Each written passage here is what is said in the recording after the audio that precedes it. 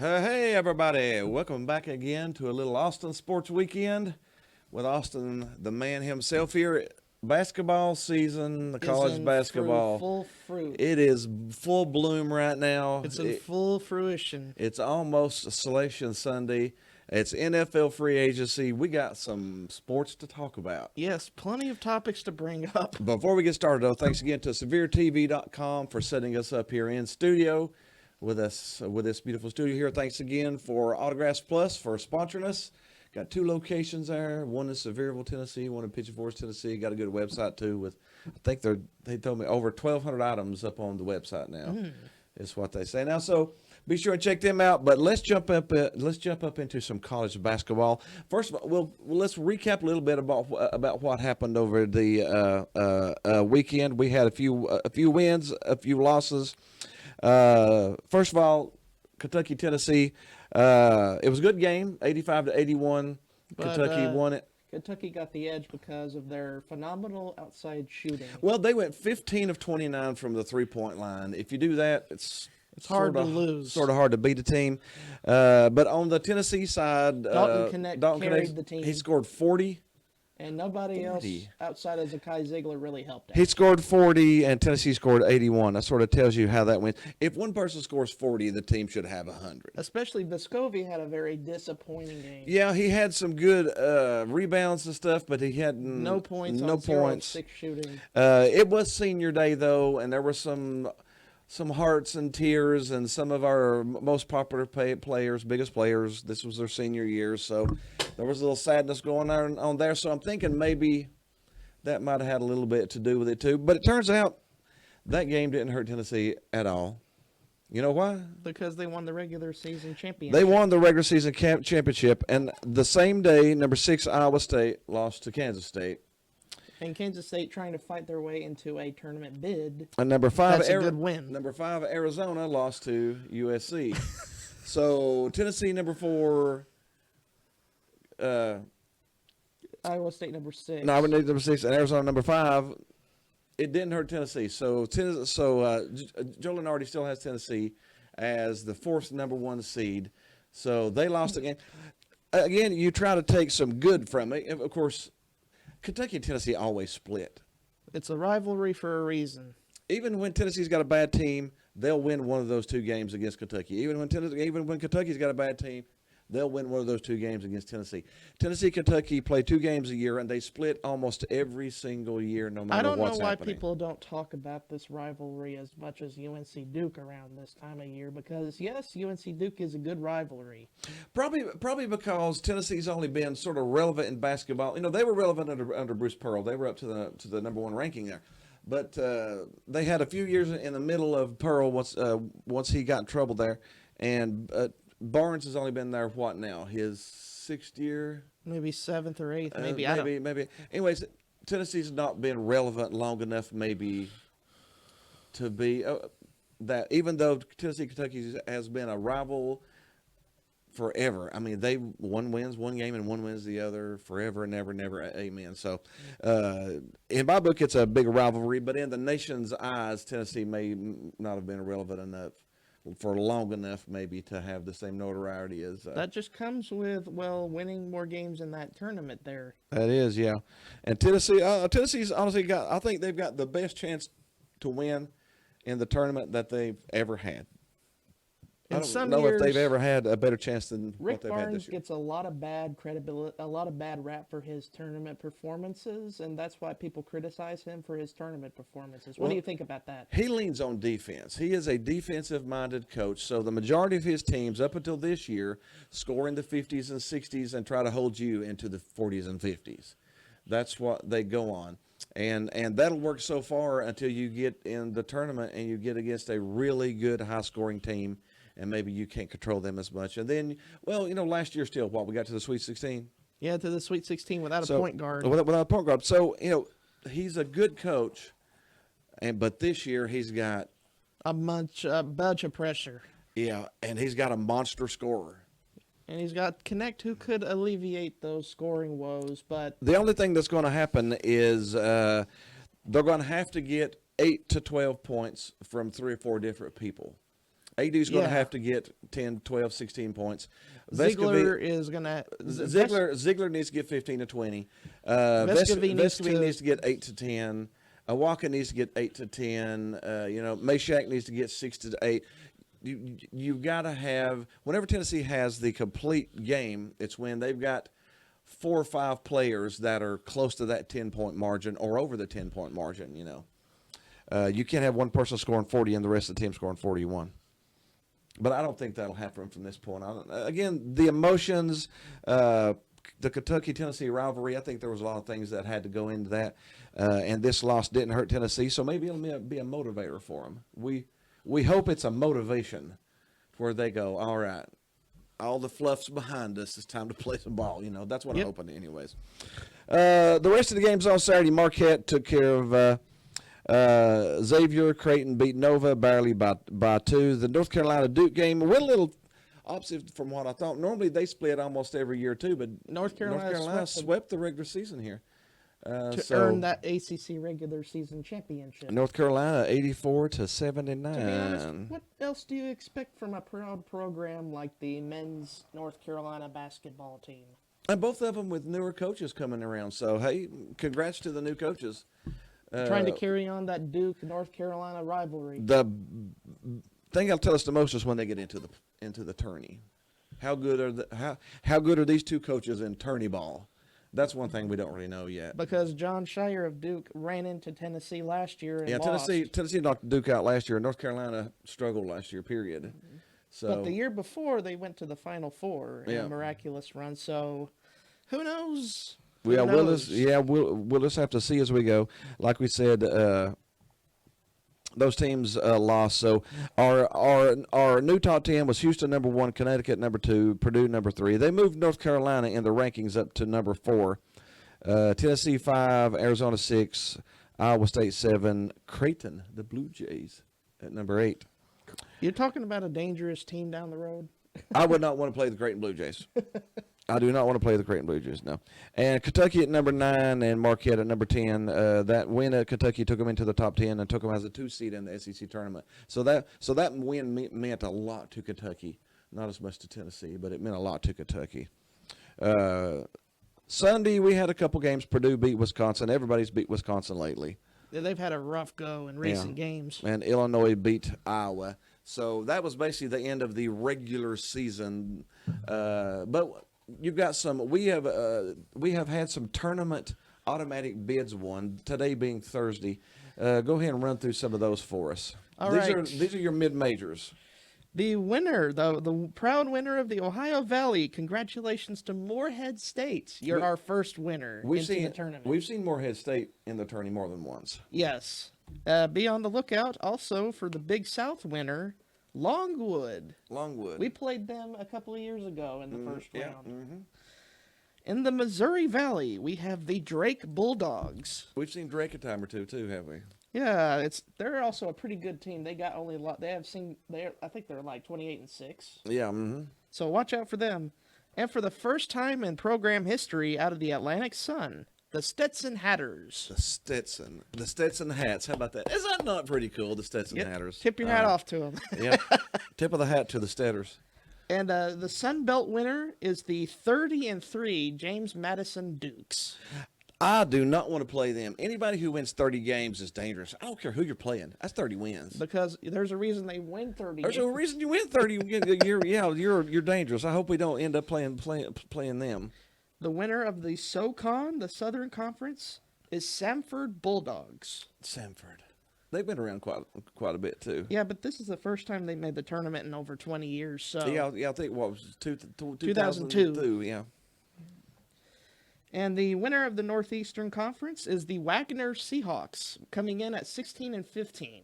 That was the upset. They were a 6 seed in their conference and won it. So somebody just got booted out. And out of the Horizon League, we have the Oakland Golden Grizzlies. No, that one I haven't heard of that much. That's Golden Grizzlies. That's what I say. That's one of the new ones. And out of the Colonial Athletic Association, we have the Charleston Cougars. They made the tournament last year. That's cool. They're repeat champions. Hey, cool. Out of the West Coast Conference, we have the St. Mary's Gales, a dangerous team. They've been around quite a bit, and they can cause some problems. Those One Gale wins can do some damage. Yeah. They have a top 5 defensive efficiency team in the country, so they defend. That's their main strength. Cool. Out of the Summits, we have the South Dakota State Jackrabbits. Yeah. We've seen them a couple of times before. Yeah. Out of the Southland Conference, we have the McNeese State Cowboys coming in at 30-3. And that's another team I hope we don't have to play. Because that's... Those two teams, look out for those two teams, James Madison and McNeese State. If there's some 12-5 matchups, sweat it out. 13-4 matchups with those teams, I would be sweating playing those teams, yeah. And McNeese State, coached by an old SEC coach in Will Wade. Will Wade. Former coach of the LSU Tigers. LSU, and McNeese State is out of Louisiana, so he didn't go far. And our last one so far, out of the Patriot League, we have the Colgate Raiders. They are consistently in the tournament every year. Minty fresh. Yeah, it's the Minty toothpaste. fresh. It's the toothpaste that keeps working no matter how many years you own your toothpaste. It's like, man, this still works. This still works. It's good. Yeah. This stuff's still working pretty good. And that's so far as our tournament winners. Congratulations to all of the teams that made it here. Yep. As far as your, we've got some conference championships going on this week. They don't have as much to do with the outcome of your seeding. Up until Friday, they could, but most of your seeding's in by Saturday of what your teams are going to be. So the conference championships on Saturdays and Sundays doesn't have as much weight. But we do expect probably Purdue to win. And we expect Houston and UConn to get out of theirs. North Carolina might be a little dangerous because if they end up playing Duke again, that could be good. Probably I don't see anybody beating Arizona except for Washington State, who's beat them twice already. Yep. Washington State might sweep Arizona, but they've beat them twice. It'd be hard to beat a team 3 times.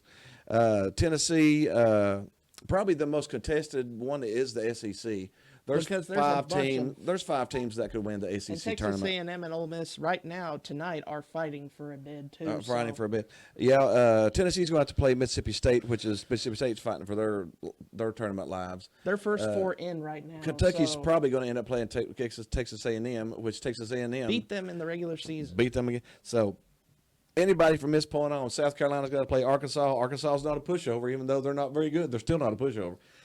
Anybody could win this coming out of it. Of course, I would love to see Tennessee win it, but it wouldn't break my heart if Tennessee didn't and maybe had a couple of days extra rest going into that tourney. So because it's hard enough to win a regular season and a conference tournament title in the same same year. Tennessee won the regular season, so if they don't, again, I would love to see them win the conference title, but that's for pride more than it's for common sense.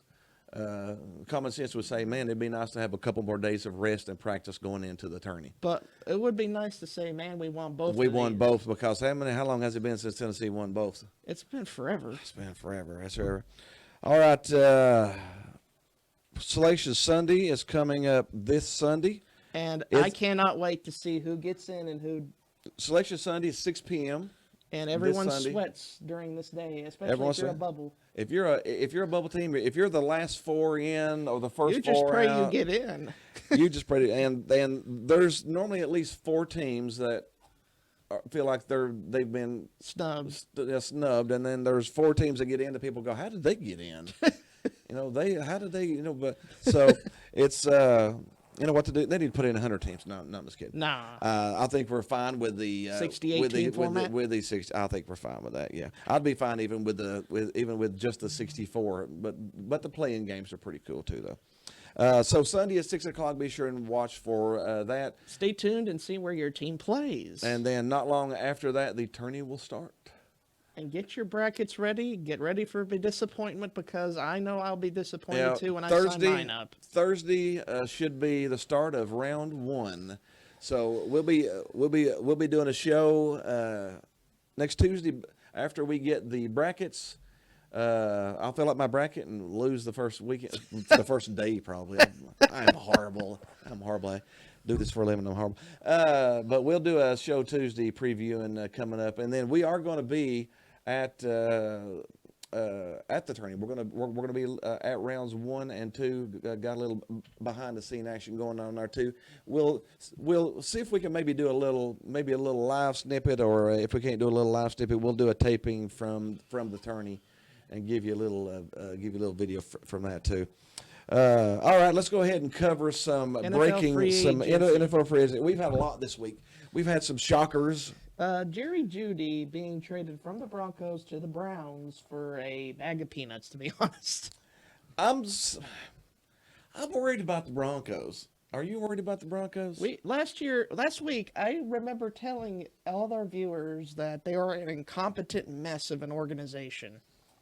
There's always one dumpster fire in the NFL every year. Houston was the dumpster fire for 2 or 3 years. Last year they turned it around. So I mean, there has to be another dumpster fire to take the place. There's always one burning that you can smell. Man, that burning is mile high. Yeah, it is. They're starting to do a fire sale now. I don't know. Yeah, they're dumping pretty good. I'm sort of worried about how this is going to end. I think Sean Payton's a good coach, but man, I don't think his organization will help him that much. I don't know how much you can coach if you don't have anything there to coach. Yep. No, and I'm not sure how much leeway the fans are going to give you to rebuild. So not too long, because they've been doing it for years, ever since Peyton retired. Yeah, so I don't know about that one. Jones, but Jerry Jeudy to the Browns. The Browns need a wide receiver, and they got it. They got it. Mac Jones got shipped to the Jaguars to be the backup quarterback, because now it's the Mac Jones era is over in New England. I think Mac Jones got a raw deal up there, but it is what it is. They need a competent backup for Jacksonville, because they haven't had one. I mean, what, I got Minshew, or they've had 15 different backups, so it's good for the Patriots to have a good solid backup. What else we got? Chris Jones and the Chiefs stay together. Yeah, an extension. They need him. He's a big piece of that defense. He is the biggest piece of that defense, literally and figuratively. Mike Evans and Baker Mayfield stay put in Tampa. I knew that was going to be good for them. Good for them. They played really good down the stretch this year. I wish them well. And time to bring up my Panthers, because this was the one that gave my head a throbbing. Shipping off Brian Burns to the Giants. Well, I was feeling they rented him for 1 year, and then got a fifth pick out of him. I guess it's better than nothing. Kevin Byard, former Titans safety, went to the Bears in free agency. The Bears picked up quite a few people, didn't they? Yeah, the Bears picked up quite a few people to help out Justin Fields. Now, are they going to go after Caleb Williams in the draft? What do you think? Chicago should just trade for more capital. I would trade that number 1 pick, and I would, let the number 5 or number 4 or number 3 pick come up and take it, and then take their 1 this year, take their 1 next year, and then take a second or fifth or something around with it, and I would get me some people. Yep, just fill your roster spots. But I believe in Justin Fields maybe more than they do. I don't know. Russell Wilson is taking his ride to Pittsburgh. Yeah. What do you think? Do you think that? I still think Pittsburgh believes in Kenny Pickett. I think maybe they want him to sit a year behind Russell Wilson, maybe. A veteran. They haven't traded Pickett. There's been no rumor of him being on the trade block. So maybe they're trying to see this year if Russell Wilson really has any gas left in that old tank. We'll see. But I think Mike Tomlin is a great coach. I think it's a better fit than what he was in Denver. I feel like Mike Tomlin. The first year he was there, his head coach was horrible. Nathaniel Hackett. He was horrible. And then last year he had a coach that didn't want him. So you had a horrible coach and then a coach that didn't want you. So I am curious to see what he does at Pittsburgh, because Mike Tomlin's good. Mike Tomlin's good. He is. All right. What else we got there? DeAndre Swift going to the Bears from the Eagles as well. There's another one. So I said they're building up a little bit. They got some pretty good people. I think there's some tires left on DeAndre Swift. The Bills' deep threat, Gabe Davis, another active team in free agency, the Jaguars. Yeah, the Jaguars picked up a little bit. The Bills didn't do much, which worries me a little bit. Yeah, they feel like they're stagnating a little bit. Yeah. Christian Wilkins, the big defensive tackle for the Dolphins, went to the Raiders. I don't know if it's going to help them or not, though. Tony Pollard leaves the Cowboys for Tennessee. And there's a reason for that. There's a reason they picked up Pollard, because the biggest move in all of free agency, this is probably the biggest move. Derrick Henry walks to the Baltimore Ravens. Derrick Henry, the Titans should have traded him last year. They should have got something. Let him walk, got zero for him, and now he's playing with Baltimore, their rival. Their rival. That's bitter taste in your mouth. How about a little RPO between Lamar Jackson and Derrick Henry? That's scary. That's frightening. I saw some of the funny memes that said Baltimore finally traded for someone who can throw a touchdown pass in the red zone. Man. Derrick Henry does throw that jump pass. One of the best at it. But Tony Pollard's a good back, so he's not Derrick Henry, but he'll definitely help them. Kirk Cousins goes flying to Atlanta. He said today that him and his kids are going to learn the Dirty Bird. Oh boy! Oh boy!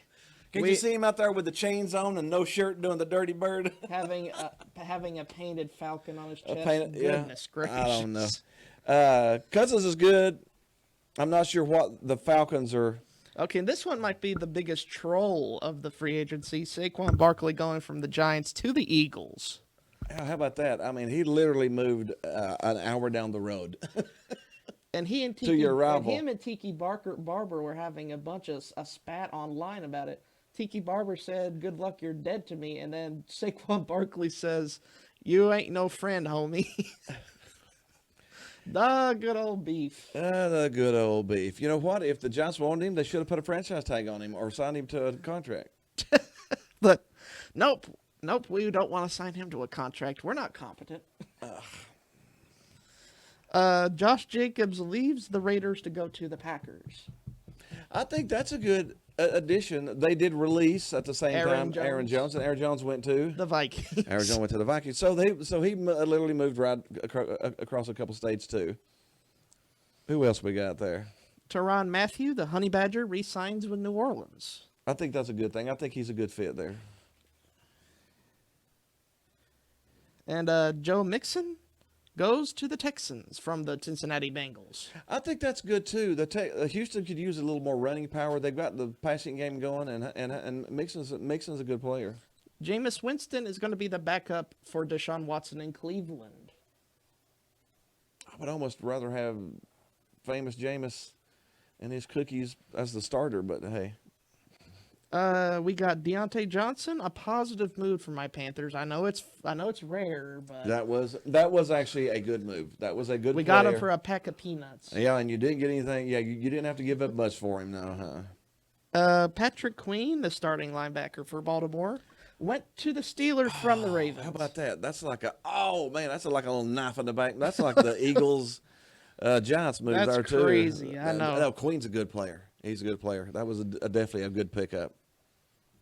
And Danielle Hunter, the best pass rusher from the Vikings, going to the Texans. The Texans are poised to take over that division. Of course, they got Jacksonville standing in the way, but Texans, I don't know. Didn't the Titans pick up a good wide receiver too? Calvin Ridley from the Jaguars, to be ironic. Yeah, from the Jaguars. And they signed him to a $94 million 4-year contract. Do you know why they got rid of A.J. Brown? Because they didn't want to do a $100 million contract. 4 years later, or 3 years later, that's called cheap skating. That's called we screwed it up. Let's not screw this one up. Yeah, but that's a good move, Calvin Ridley to that offense. I just wonder how good Levis is going to do in his sophomore year. We'll find out. And some of the final moves here so far: Bobby Wagner goes to the Commanders, Sam Darnold goes to the Vikings, and Joe Flacco goes to the Colts. And also Sam Howell got traded to the Seahawks today. Sam Howell. Now, that one I didn't know about yet. And Sam Howell, the era only lasted 1 year, and they're done. Now, that's actually a pretty good move for Seattle because they don't have a young starting quarterback. So they got Washington's first-round pick for a bag of peanuts then. Hey, And throw a cheese sandwich down and see what you get out of it, I guess, don't you? yep, that should be the biggest bulk of it. That is a lot of free agency.